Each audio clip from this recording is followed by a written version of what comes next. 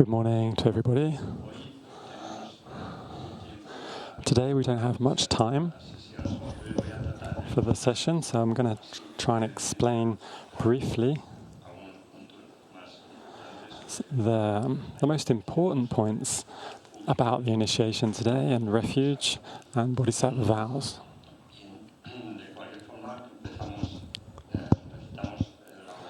So anyway, we're going to start by reciting the refuge prayer and mandala offering, and we'll do a little bit of silent meditation to calm the mind.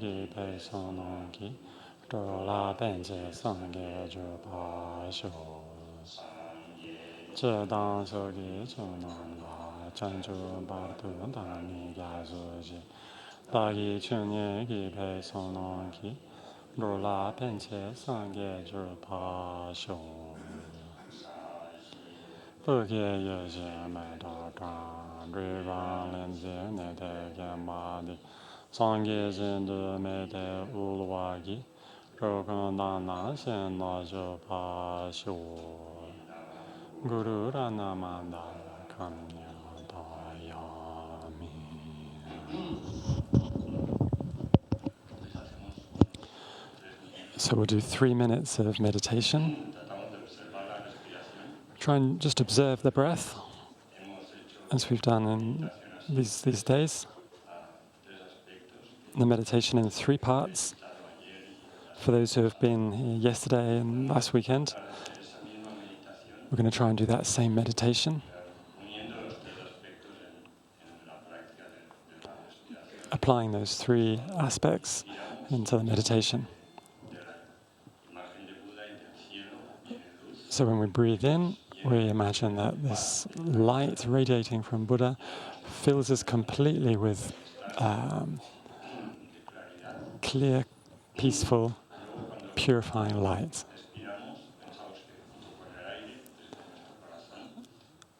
And then when we breathe out, we imagine that we expand that same energy towards all sentient beings in all directions.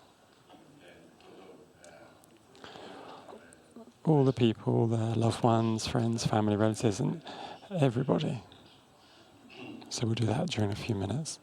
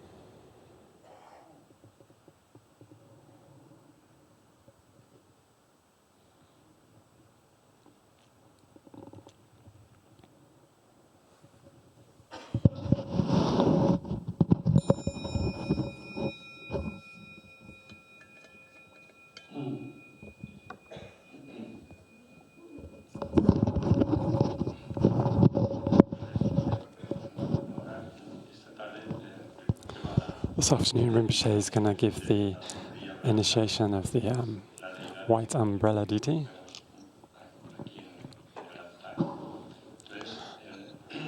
Which is this image we've got behind us on the altar. This deity is the manifestation of the compassion of all the Buddhas. And the purpose of receiving this initiation, of carrying out this practice, reciting this mantra, is to develop compassion. It's a way the Buddha can transmit to us his compassion, that enlightened energy, so that we can develop it within ourselves. The deity has a lot of details, has a 1,000 arms, various faces, and all of these details have a lot of meaning. It's very symbolic, but we haven't got time to go into all this detail, all this, what this represents. So anyway, the most important thing is by carrying out this practice, by doing this deity's practice, we develop this compassion in our mind, following the Buddha's example. Developing this virtue of compassion in our mind, which is the cause of enlightenment. When we're in that state, we'll be able to help all sentient beings. So we're going to receive this initiation from the Lama, from the teacher, in this case, Lama Zopa Rinpoche. And it's really important when we take a tantric initiation to see the teacher, the Lama, as inseparable from the deity, inseparable from the Buddha. See the teacher, the Buddha, the deity, as exactly the same as the Buddha. And when we receive the initiation, what we're trying to do is to receive this same energy, same enlightened energy of compassion, and develop that towards all sentient beings. So it's really important when we receive an initiation to create this connection with the teacher who bestows us this initiation. And it's this teacher which is going to guide us along the path to enlightenment towards Buddhahood. So we should always see the teacher as Buddha, the same qualities as Buddha, even if he appears to us as an ordinary being with a body of flesh and blood, with the same sort of aspect and that all the human beings have. It's important to have the attitude of holding a pure vision towards the teacher who we receive this initiation from, regarding him as one with the Buddha, same as the Buddha, and through which we receive this capacity, this blessing to be able to reach enlightenment ourselves and to develop compassion ourselves.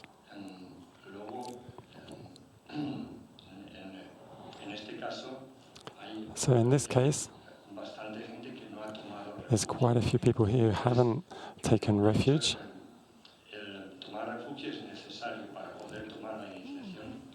To be able to take the initiation, it's necessary first to take refuge. We should put our confidence in the three jewels, Buddha, Dharma, Sangha, as the most effective method to alleviate the suffering of sentient beings. The suffering of ourselves in this life and the suffering of others. So it's necessary to go for refuge, to take the refuge. So for those people who haven't taken refuge during the initiation, when we go through this refuge practice, you will take refuge. It's possible that Rinpoche, when he gives the refuge, he may mention the people who haven't taken refuge before,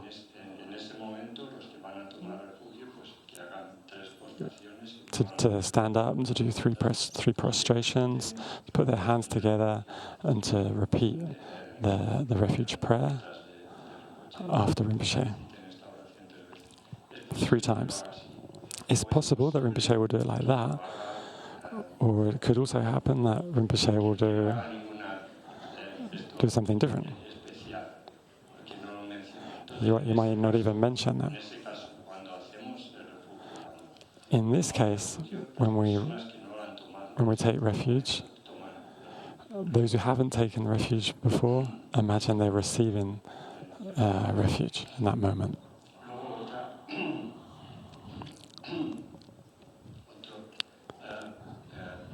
Another important point is to take the Bodhisattva Vows. So in the initiation, we'll take refuge, and then afterwards, we'll take the Bodhisattva Vows. Regarding these vows of the Bodhisattva, in general, what all these vows are saying is that in our mind, we should try and generate the thought, the wish of bodhicitta. It's a Sanskrit term. It translates as the mind of enlightenment. And it's that attitude which wishes to achieve enlightenment, achieve that state of perfection, the state of Buddhahood, to be able to benefit each and every sentient being. The main motivation, the main cause is compassion. So when we take the Bodhisattva vows, we should generate that wish to achieve enlightenment. That sincere wish we should try and generate within us and think, may I achieve enlightenment to be able to benefit all sentient beings. So in that moment we should develop that sincere wish within our minds. And this is what's going to generate within our mind the Bodhisattva vows. When we recite this prayer after the teacher, after the Lama, and we do it sincerely from the depths of our heart, and we think, I'm going to dedicate my life, I'm going to dedicate my practice to be able to achieve enlightenment, and by that way benefit others, we will receive the Bodhisattva vows. Now what this is going to imply is that we should try, according to our capacity, according to our circumstances, we should develop this altruistic attitude, the wish to benefit others as much as we can. So all these vows, all these Bodhisattva vows are instructions to help us to develop the mind of bodhicitta. So we should see these Bodhisattva vows. We haven't got time to go into detail one by one, but there's books, there's a little book, or you can even download these vows from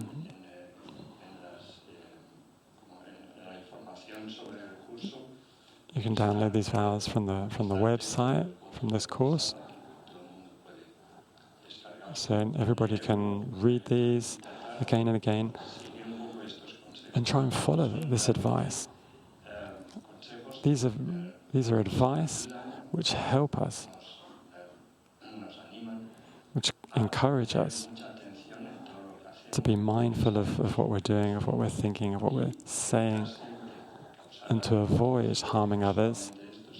And not only that, try always to help others, to benefit others. So basically the Bodhisattva vows refer to this. When we make this strong determination and develop that wish of bodhicitta to reach enlightenment for the sake of others, so to be able to actualize this, we need the aspirational bodhicitta, the desire, the wish, the interest to achieve it. But if we leave it just as a wish alone,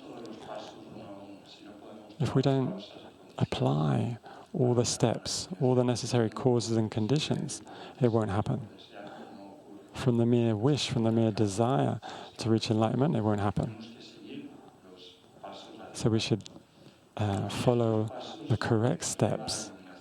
Now these steps which lead us to enlightenment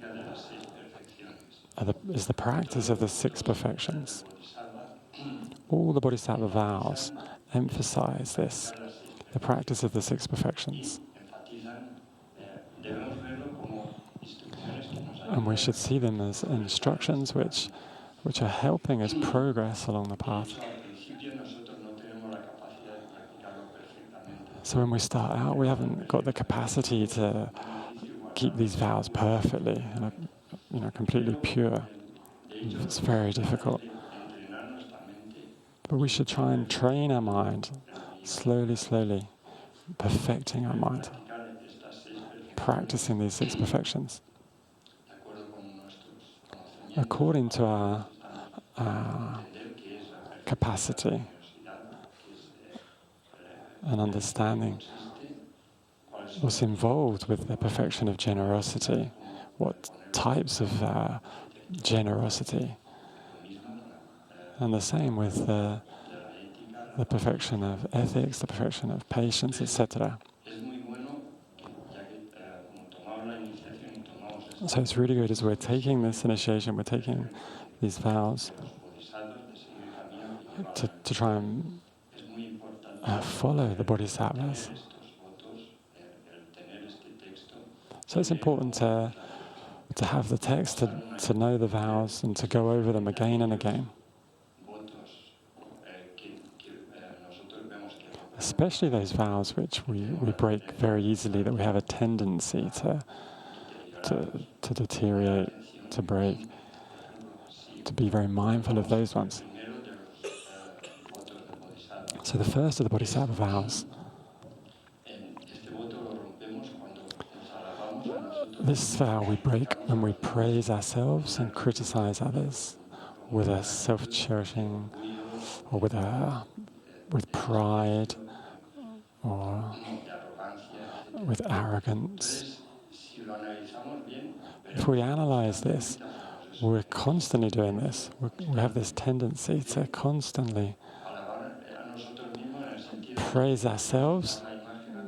We want to give that image that we have a lot of qualities,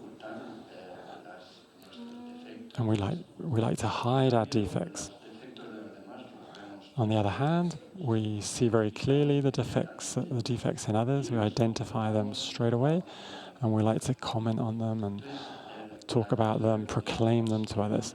So the Bodhisattva attitude, if we really want to develop compassion and follow this path to enlightenment, we have to change this attitude completely.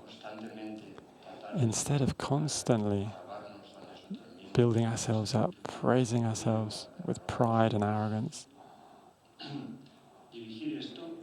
direct this attitude to others. See the virtues and qualities in others, even people or a person who is inferior.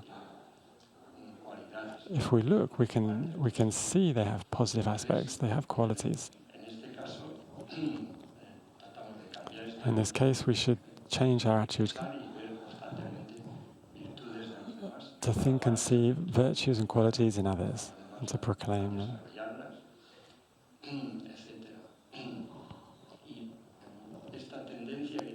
And this tendency we have, all of us, to recognize the faults in others and to comment about them, to talk about them. If we analyze, this doesn't bring any benefit. Criticizing others, seeing faults and defects in others, doesn't bring us any benefit. Maybe in the case if someone asks us advice,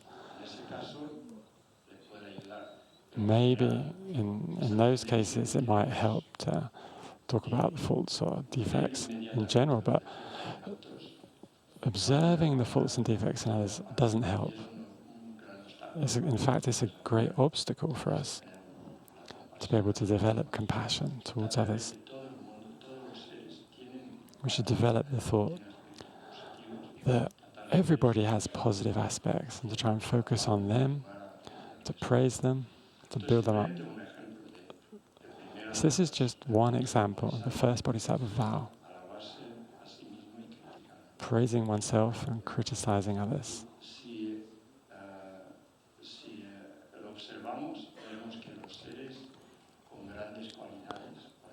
And if we watch beings with incredible qualities like His Holiness the Dalai Lama or Lama Zopa Rinpoche, we can see that they rarely criticize others and they rarely praise themselves. And even realizations which there's no doubt that they have, they never say, I've got this realization. They never praise themselves. They constantly see virtue and positive aspects in others, even inferior beings, miserable beings. So we should follow their example. Always look at the positive side, the positive aspects of others. And if we have the wish to criticize or the wish to recognize defects in others, the most effective method is to watch our mind and to recognize our own errors, our own defects. Not with an attitude of feeling depressed or guilty. No, with an attitude of wishing to improve. If we recognize these errors, these defects in us,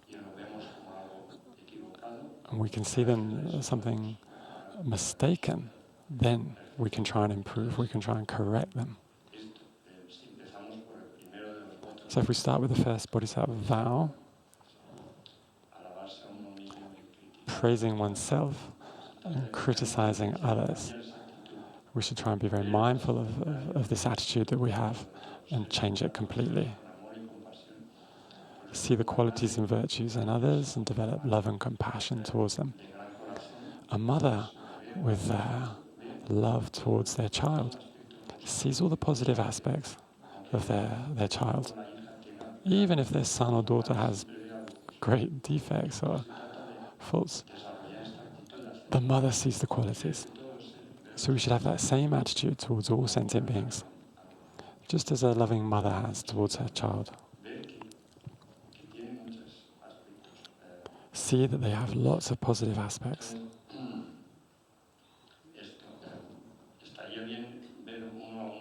So it'd be good to go through each one of these Bodhisattva vows, but we don't have time. So I thought I'd mention briefly this.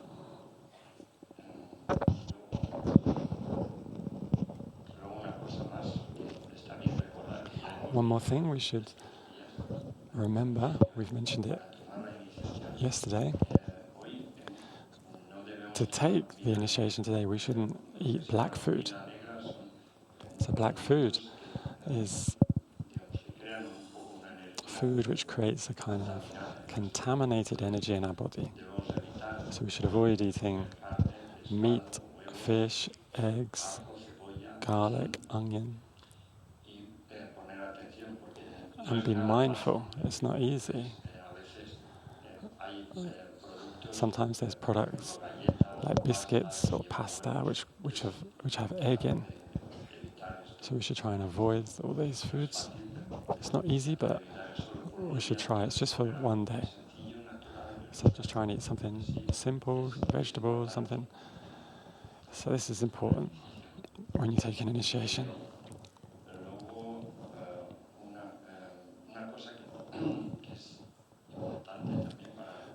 Another important thing to receive an initiation is our attitude.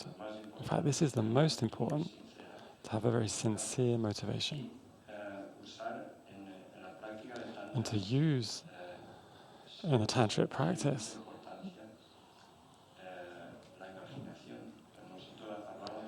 our imagination, our capacity to visualize.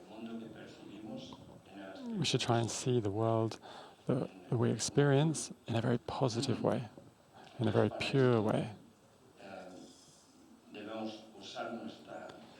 So for this we should use our thoughts, our imagination, mental images. And we should regard the teacher as inseparable with the Buddha. And then we receive these And if we receive these blessings, it depends on this thought, this pure view. So when we come for the initiation, we should see the teacher as one with the deity, as one with the Buddha, the manifestation of compassion of all the Buddhas,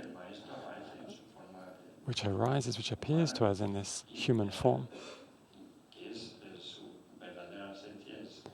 but whose true essence is the deity, the essence of all the Buddhas, of all the deities,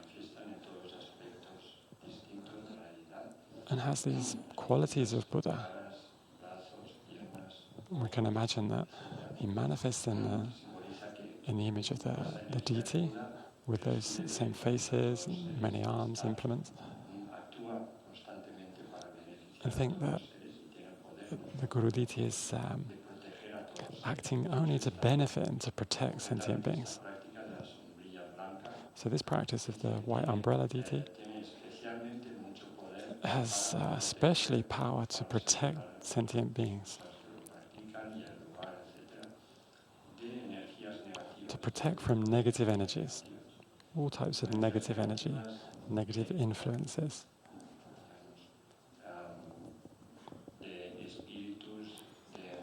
From spirits, from black magic, from astrological negative influences, all types of degenerations, degenerative energy or contaminated energy. This practice is a great protection from all of this. It's a protection for us and for those who practice it, and also for the world in which we live. In fact, it's much more effective if we think this isn't only to protect me from negative forces, but think of the whole world. These days we know that in the world we live in, there's a lot of negative influences. There's natural disasters, catastrophes, wars, there's a lot of hatred. So in this world these days we need this protection. So this deity has that capacity to protect us. This degeneration we're experiencing right now in the world, it has the power to protect us from that. This degenerative world has been created by our mind. And then in the same way, if we use that same energy of our mind, this deity can help us fight against these negative influences and to protect us from them. Especially to be able to help us practice the Dharma, to be able to use this precious human rebirth, to be able to use these conditions to practice the path, practice Dharma, and to achieve realizations. Right now, these adversities, these negative forces are blocking us. They're an obstacle to practicing Dharma.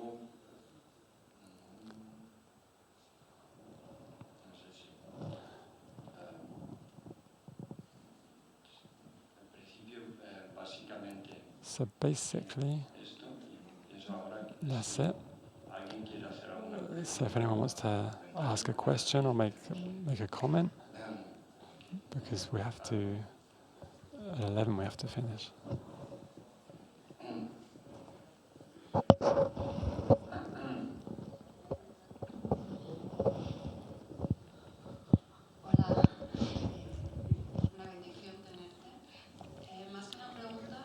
Hello, it's a great blessing to have you here. Rather than a question, could you give us some more information about this deity?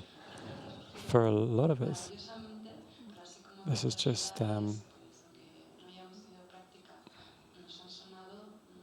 this deity we're not familiar with. It's completely new to us.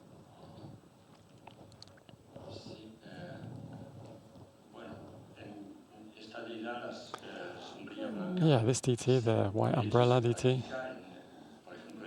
for example, in Serra, in the monastery, that they practice this deity regularly. Not the sadhana, but the mantra. So it's a very long mantra, and it's a mantra for protecting. In general, this deity, they say, came into existence through a creation of Buddha Shakyamuni from his Ushnisha, and it symbolizes all the qualities that Buddha has. He created this deity to protect in degenerate times, to protect the beings under control of negative energies, spirits, black magic, astrological influences, to protect them from this, to protect them from these energies, and to develop the qualities of Buddha, especially compassion. And about the practice, I don't know if Rinpoche will explain something, but in general, there's a sadhana. A sadhana, once we take the initiation, if we want to do the practice of the deity, this initiation doesn't have a commitment as such, but if we want to do this practice, if we want to do a retreat on this deity, a sadhana is a method to be able to carry out the practice of this deity. So it starts with refuge, the 4 immeasurable thoughts, etc. Then you visualize the deity, you make offerings, you do the 7-limb prayer, and then recite the mantra. Various mantras are recited, and in the sadhana, it's explained in quite a lot of detail. The body of the deity and all the arms, the legs, etc. And so, I haven't received this initiation either before, so I haven't got a lot of knowledge of this practice, but I know it's a practice that all the Tibetan schools of Buddhism practice, and that basically this represents the compassion of all the Buddhas and has the power to protect us, especially from situations with adverse negative energy.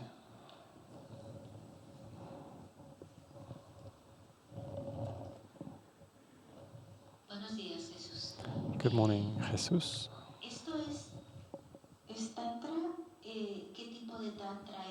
What type of tantra is it? And what difference is there between an initiation and a great initiation?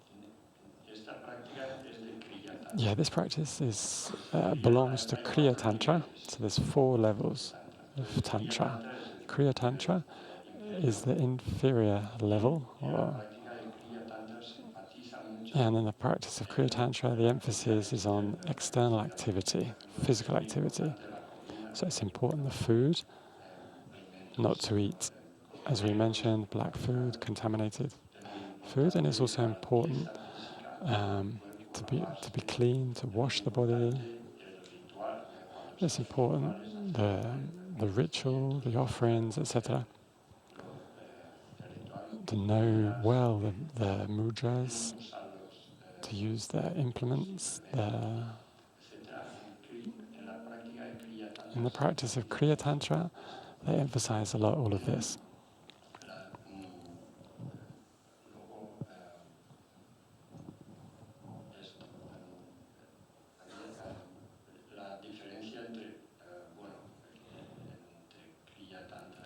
The difference between Kriya Tantra, Maha, and Uttara Yoga Tantra, there's a lot of difference. We can't really go into all of these.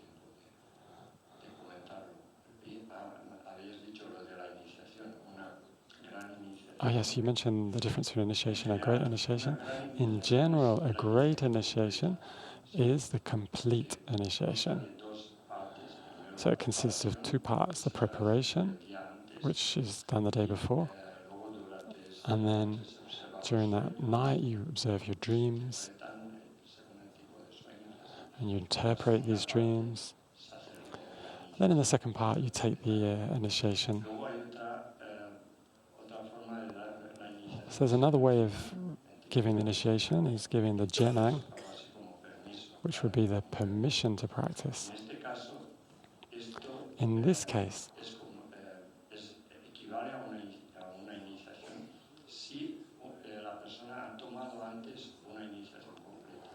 if the person has taken a great initiation before, a complete initiation, and then if you receive the jenang of another deity, it means you receive that initiation, you have the permission to carry out their practice.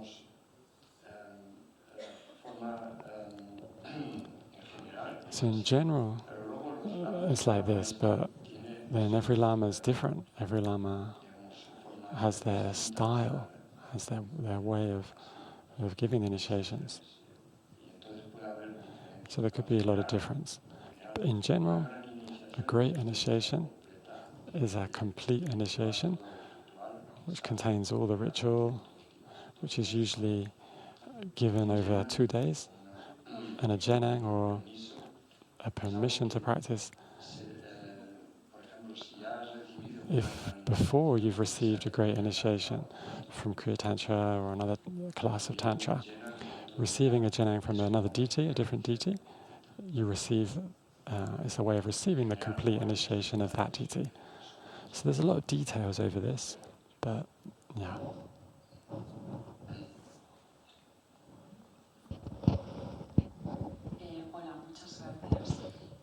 Hello, thanks a lot. For those of us who are interested in doing this practice, this deity, are they going to give us the sadhana, or is there a book you can recommend, a book we can work with? Yeah, in fact, the sadhana is on the website of so anyone can download it from the FPMT Spain website.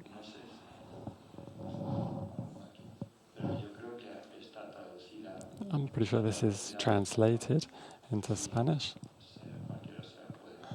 Anyone can download it.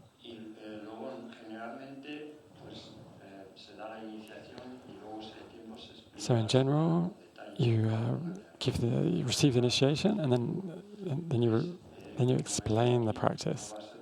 This isn't going to be possible here.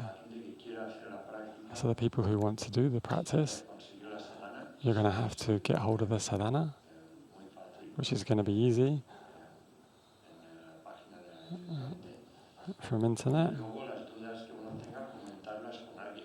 And then comment your doubts and questions with someone who has experience, someone from the center near you.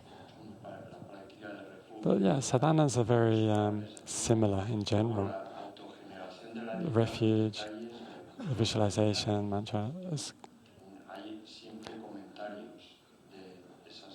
And then within the sadhana, there's descriptions, there's commentaries of what to do, what to visualize. So now we're going to receive the initiation. I would advise everybody here to get hold of the sadhana and to do the practice during, at least for a few days, whilst these blessings that we've received are fresh in our minds. So today, tomorrow, at least during the next few days, recite the mantra, to go through the sadhana. It's something really beneficial if we can do this. The sadhana is not complicated. You can do it in 10 minutes perfectly.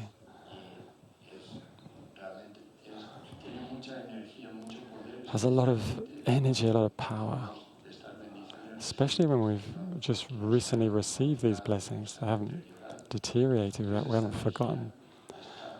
This energy is very present. It's very pure. And if we do the practice these days, it's very beneficial. In fact, this initiation hasn't got a certain commitment to do the sadhana or to recite a number of mantras each day. In this case, I don't think there's going to be any commitment. But even if there isn't a commitment, it's very good and very beneficial, and it would help us a lot if we do this practice these days, during the time we can. If we can't maintain it for a long time, at least for a few days, or a week, or whatever.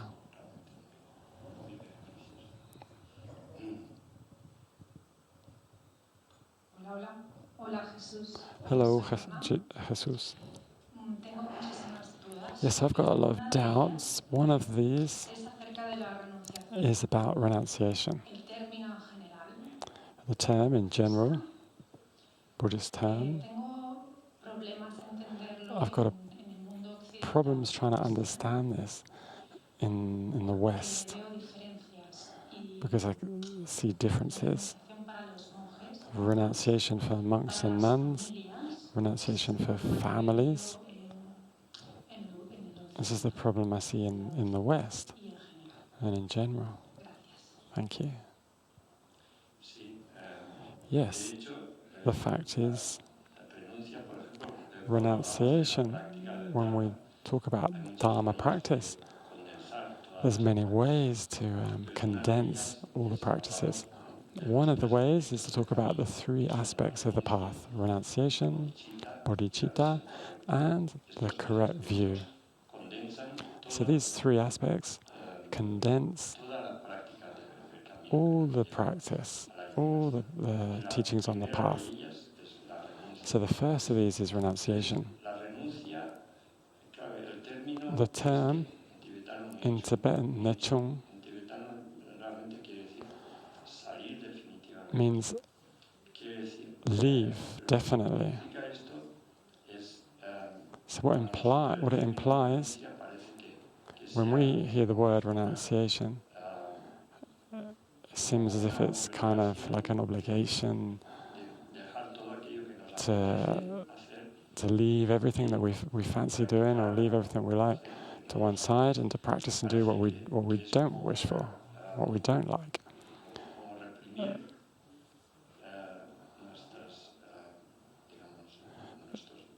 It seems it's kind of suffocating our wishes, suffocating our desires. But in reality, renunciation, this term of definite emergence, what we should understand is that what we emerge from, what we're leaving behind, is suffering.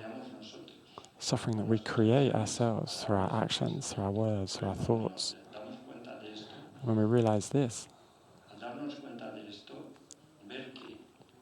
see that those actions that create suffering is something that we don't wish for, something we don't need.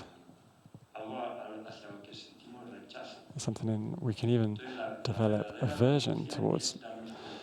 So the real renunciation is to become aware of this.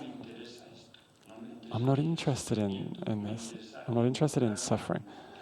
I'm interested in creating the causes of leaving suffering. So renunciation, the authentic renunciation, is an aspect of wisdom. Wisdom which understands the law of cause and effect. The understanding that there are certain thoughts, certain actions which are creating suffering, which we don't wish for. In the moment we discover this, in the moment we see this, and we don't have interest in creating these actions, creating these causes for suffering, that's renunciation. So it's the same case for monks, for nuns, for lay people. What helps us to develop renunciation is firstly control physical actions, verbal actions. So in the case of lay people, we take refuge and we try to observe the law of cause and effect, avoiding negative actions. So in this case, renunciation would be avoiding the negative actions of killing, stealing, lying, sexual misconduct, etc.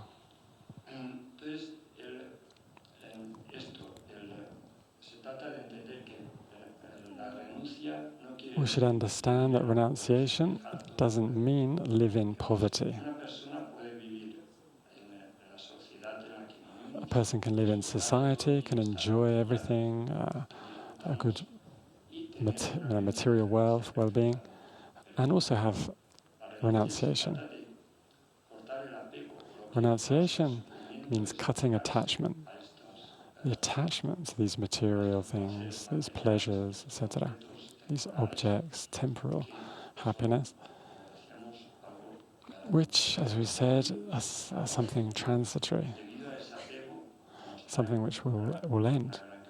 But due to the attachment we have for this, it causes us suffering. So renunciation, we become unattached. We renounce the attachment to these objects.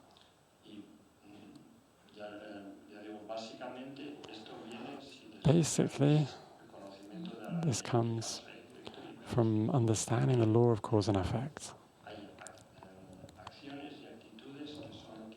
There are actions and attitudes which create suffering constantly.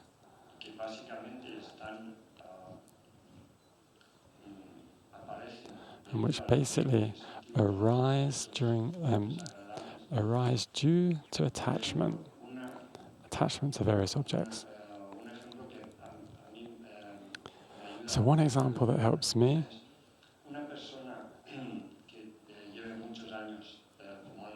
a person who's been smoking for many years, when they realize it is damaging their health and they want to stop, they have to put a lot of effort. They have to put great effort to give smoking up. Now, somebody who doesn't smoke, doesn't have any interest towards tobacco, hasn't got that habit, doesn't feel any interest, because they see that this act of smoking won't bring them any benefit, will only bring problems. So that would be like the ideal renunciation. The person who doesn't have any interest at all in carrying out that action, in this case smoking. Now in our case, since beginningless time, we're completely habituated. We're like that chain smoker. And we should develop that thought, or I have to stop smoking, or it's just going to get worse for me. And develop that determination. Develop that wisdom. The wisdom that sees that attachment to objects, the attachment we have towards suffering, towards the cause of suffering, is something which has no benefit. So we should put effort into this. And if we put effort into this, then this sincere renunciation will rise. It's the thought that suffering and the causes of suffering are of absolutely no interest to me.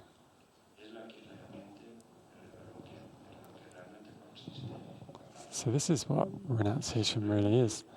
It's just simply renouncing suffering and the causes of suffering.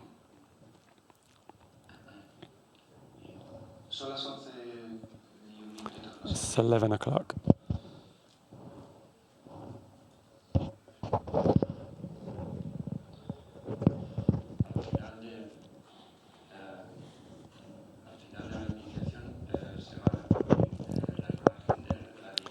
So at the end of the initiation, they will give out the sadhana printed and a postcard of the deity.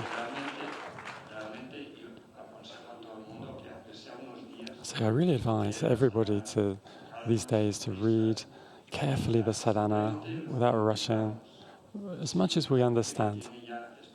For those with experience doing practices and sadhanas, it's very easy to understand, because they're all pretty much the same. They're very similar. For new people who've never done a sadhana, just try and read it slowly and carefully, and try to follow it through, to concentrate, as much as we can, as much as we understand. So we'll leave it here because it's time. So we'll just simply dedicate the merits for the enlightenment for all sentient beings.